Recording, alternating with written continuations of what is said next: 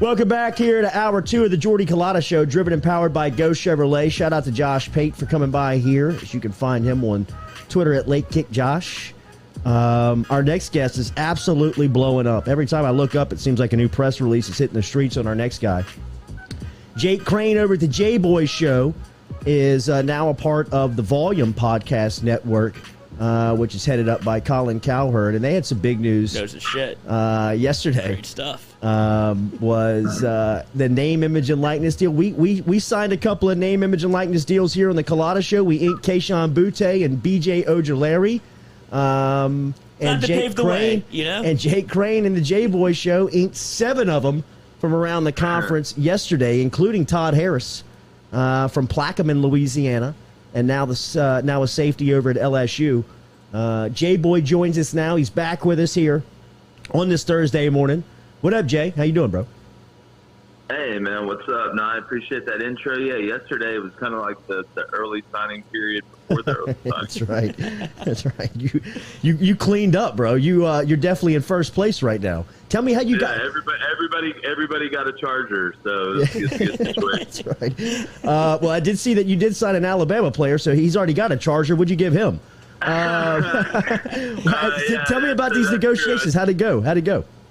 Oh, man, it went great. The first announcement we had yesterday, I'm doing a spinoff show with Bryce Young. Me and him are going to do it weekly. That'll be on the Volume 2. That won't be the J-Boy Show, but that'll be a separate show. And, man, it just kind of came together over the course of time.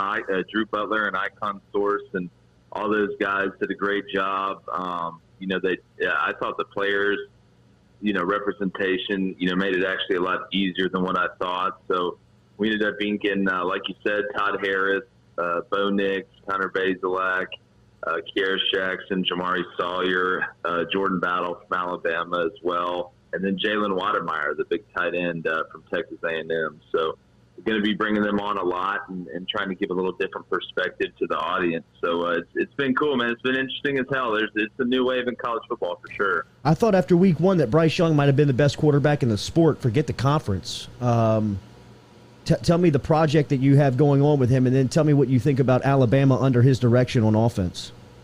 Yeah, well, we're basically just co-hosting the show. It's going to be us, talking about that week and the week before and kind of what it's like, being in his shoes and already being in the Heisman race as a young guy. So, now, look, watching that game, Alabama's Alabama. They're going to be Alabama, until Nick hangs it up, and they're probably going to be somewhat close to that. Whoever comes in and takes it over with Nick's blessing, they look like a complete team. I thought Bryce, from a composure standpoint, that's what I was watching. Was he going to be composed, and then was he going to be able to stay in the pocket, keep his eyes downfield, and show some maturity at quarterback instead of taking off every time? Just because the way he's built, I don't think he can survive the year doing that on a consistent basis. And was really just impressed, with his grasp of what was going on and not panicking. Had a few big plays where he was improvising. I thought Bill O'Brien did a good job of not overfeeding him, too. They knew what they were able to get away with. They knew they were going to be able to run the ball. They knew the play-action game would be strong. But I thought he gave him a good mix of some intermediate, short. You didn't see a ton of vertical game from Bryce and then because they really didn't have to. So I thought it was a really good performance from him, and Alabama looks like the most complete team in the country to me. You had the Dogs picked to win the national championship in the preseason. You were heckled on that on this show a little bit, and I'm sure that you've heard that from around the country. After week 1, you got to like where you're sitting after what Georgia looked like, especially defensively. What did you see from the Bulldogs? Yeah, it was.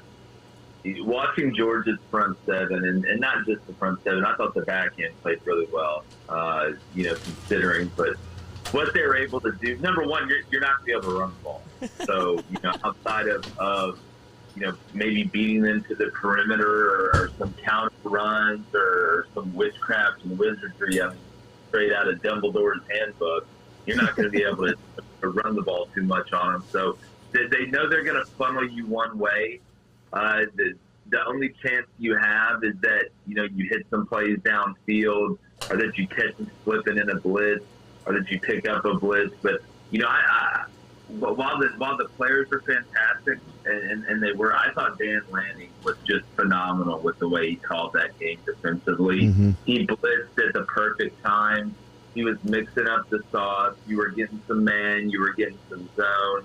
And I truly believe that halfway through the second quarter, Kirby, without Kearis Jackson, without Darnell Washington, without Burt, with a beat-up Burton, with a beat-up Blaylock, no Pickens, no Reed Gilbert.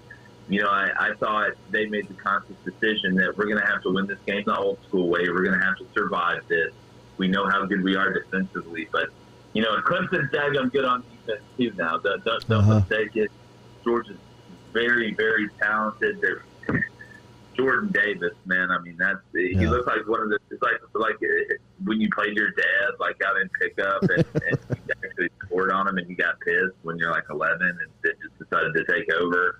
Like that. That's kind of what I saw with Jordan Davis. So it looks to me to be Alabama and Georgia, and look, a lot of people give a lot of hell to a lot of different picks, but that one, and then my Kentucky finishing second in the East, guys. I'm just telling you, you look over there, Will Levis is eating bananas with the peels on them. He's peeling out, sprint out.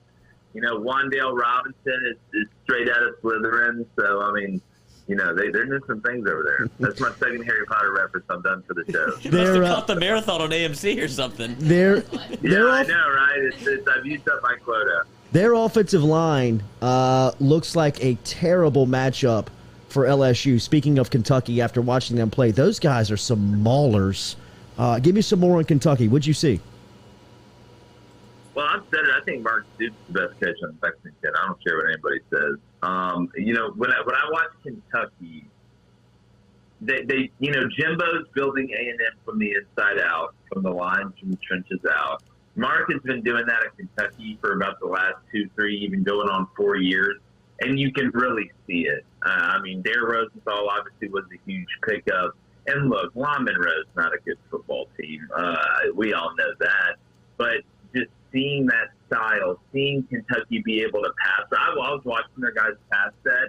That was the one thing I was wondering, just because they didn't have a practice at it in the old regime. And I thought they looked really good. But you look at those weapons.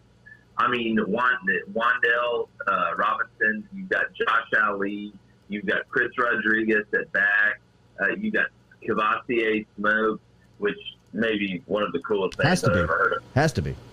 But they have the weapons, and they're good on defense. And I watched Florida, and, you want to talk about catching hell, Jordy? You thought I caught hell for Georgia. I had Florida finishing third for fourth on the East, and I thought they were going to come to my house with pitchforks and torches. What about LSU, bro? How bad is it from your perspective? Oh, man, LSU's going to be fine. No, I'm just kidding. I believed you for a second. Me too. Yeah. Look, I said this on the show. It's one thing to not be as good as people thought. It's another thing to put the product out on the field that was out on the field on Saturday. There's no excuse, in my opinion, to be at LSU, recruit the way they recruit, be in the brand name in that state, which we all know how talent-rich that state is, but overall recruit the way they recruit and have the product on the field the way it was. I saw guys that were out of shape. I saw guys that didn't understand leverage. I saw guys that had terrible fundamental tackling. I've never seen more guys try and tackle with their head over their feet. But the part to me that is a terminal illness, what it looks like, is there's either something going on in that locker room, there's something going on, or the coaches don't know how to communicate to the players. I saw no adjustments. All UCLA did on offense was run shallow cross, mesh, and zone runs with Charbonnet. All they did on defense was basically run engage 8, a play I've been running on Madden NCAA since I was 9 years old. So not knowing how to adjust to that, and you can't blame the personnel. They're talented. You got the odds of having that many busts are good when you recruit that way. But watching Max Johnson back there, it looked like he was walking into, like a battered men's shelter or something every time he dropped back in the pocket, because he's just like a hit dog. Like, Either he knows the offensive line is horrible and knew it was going to be bad, or he realized that UCLA is blitzing every time and he just panicked. Because all you got to do, guys, to get them out of that is hit that ball to Palmer right in the middle. Yeah. And put the dagger up 70 yards. That'll get them out of it real quick. Yeah. Because they were essentially running just cover zero, was it not? They were just bringing that's the only thing you have to do. I thought they were running zero, and they were running man-free behind it. Now, you had there was a couple zone blitzes you saw in there, and then you saw some stunts up front. But for the most part, they were just like, hey, you've got 5 offensive linemen. We're going to bring 7 guys, and we're going to see what Max Johnson can do. But, again, guys, you weren't able to run the ball. And if you can't run the ball against UCLA, and I don't think UCLA is a bad team, it's going to be a long year. You mentioned how Bill O'Brien set up Alabama for success, especially a young quarterback. What did you see that Jake Peetz maybe could have done better or taken from a game plan that you saw Alabama do, or just how to set up a young quarterback for success with the weapons that LSU has? Yeah, well, if you can't run the ball, I mean, you're basically screwed either way. There's not a great answer for it. But what I don't understand is why LSU kept running the play clock all the way down double digits in the second half. To me, that shows lack of awareness.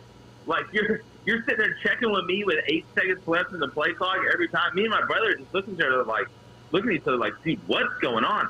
I thought the passing game, look, it's half on the players too. I didn't think he did a really good job mixing in the screen game.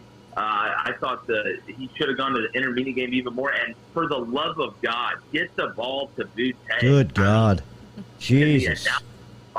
This dude's got 6 looks with 7 minutes to go in the fourth quarter. He's out there using the refs to throw picks.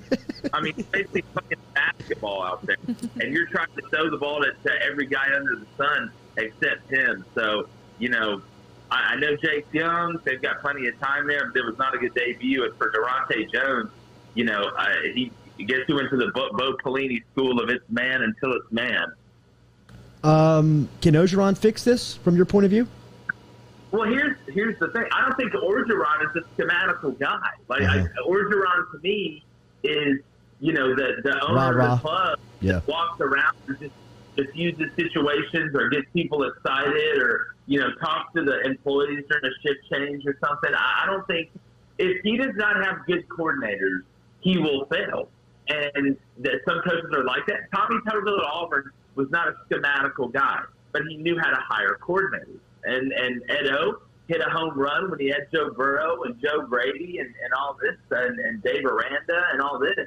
And now you've made what looks like 2 bad coordinator hires in a row, and you can't. So he's not going to go in there and be like, all right, guys, I got the perfect play. It's going to bring us back. He's not. He doesn't have a notebook like Mr. Coach Klein that he can go to with a bunch of plays in it to beat Red Bayou. Like, it's done. I think the off-the-field stuff, because when you're losing, everything shines brighter. It all shines brighter, and it all gets out there. So I think it's a matter of time, and I know the perfect guy who should take over at LSU. Who you got? I got Lane Kiffin. Who you got? Man, Lane wouldn't survive down there. Here's who I think. And again, I'm going to give you all, I was going to save it for the show, but I've already kept it on the show. I think it's going to be Mario Cristobal. No. Good God. You can't bring in Mario Cristobal with the offense that he runs. Shoot. When you imagine him recruiting the way he recruits at LSU, if not, Bama's going to get him when it opens up. You can bet on that. It's definitely going to be. It's definitely going to be from Saban's tree because of Scott Woodward's relationship with Saban. There's one guy Saban wants to follow him at Bama, and it ain't Dabo. I know that. Chris Paul wants back in the SEC like you wouldn't believe. And it's not Kirby either. It's not Kirby either. No. And Kirby is leading Georgia. That's the first breath of air he took. Jake Crain from the J Boy Show. Follow him at the J Boy Show. Got something coming up today. Is it 2 to 3 o'clock? Right, 2 to 3 o'clock. Yeah, 3 Central. Eastern. Yep. The last one. I'll get you out of here. Does Texas Arkansas draw you this weekend? Does it pull you in? Oh, for sure. It's a preview of a future SEC matchup. Man, I'm rooting hard for Arkansas. I just take Jefferson. I don't think they can throw him to a win, but I think it's going to be a good game in Fayetteville. Arkansas can get a couple turnovers. just get through the first half of that bumper pool, who got, called for targeting just like 38% of America this past Saturday. So I'm excited to watch them. Keep up the great work, bro. Thank you for the time this morning. We'll be checking in again soon. Too, man. Appreciate it. All right, man. See you.